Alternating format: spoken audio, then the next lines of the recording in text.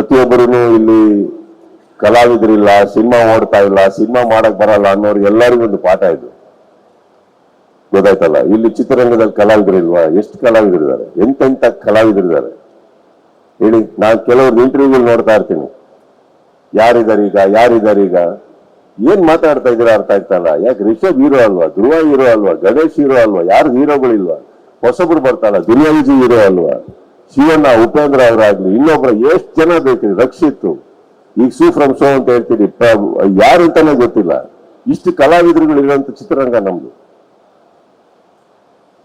Correct. ಹಾಗಿರ್ಬೇಕಾದ್ರೆ ಮಾತು ಬಗ್ಗೆ ಕೆಲವರಿಗೆ ಸ್ವಲ್ಪ ಯಾರ್ಯಾರಿಗೂ ನೋವು ಮಾಡೋದಲ್ಲ, ನಾವು ಮಾತಾಡಕ್ ಬರುತ್ತೆ ಅಂತ. ಎಷ್ಟು ಕಲಾವಿದ್ರು ಇಲ್ಲಿ, ಎಂತೆಂತ ಸಿನಿಮಾ, ಎಷ್ಟೆಂತ ಸಿನಿಮಾ ಮಾಡ್ತಾರೆ, ಎಲ್ಲಿ ಹೋಗಿದ್ದಾರೆ ಅವ್ರು ಇವತ್ತು?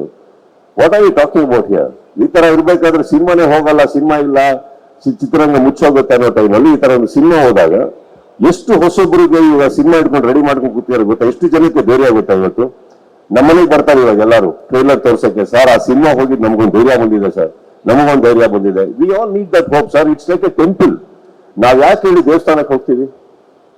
ಏನೇ ತೊಂದರೆ ಇದ್ದು ದೇವಸ್ಥಾನಕ್ಕೆ ಹೋಗಿ ಬಂದಾಗ ಒಂದು ಹೋಪಲ್ಲಿ ಬರ್ತೀವಲ್ಲ, ಏನೋ ಮಾಡಿದೀನಪ್ಪ, ಹರಕೆ ಹೇಳ್ಕೊಂಡಿದ್ದೀನಿ, ನೋಡೋಣ, ಏನೋ ಇರ್ಬೋದು. It's like that. Any new film that does well it's like a temple to the others.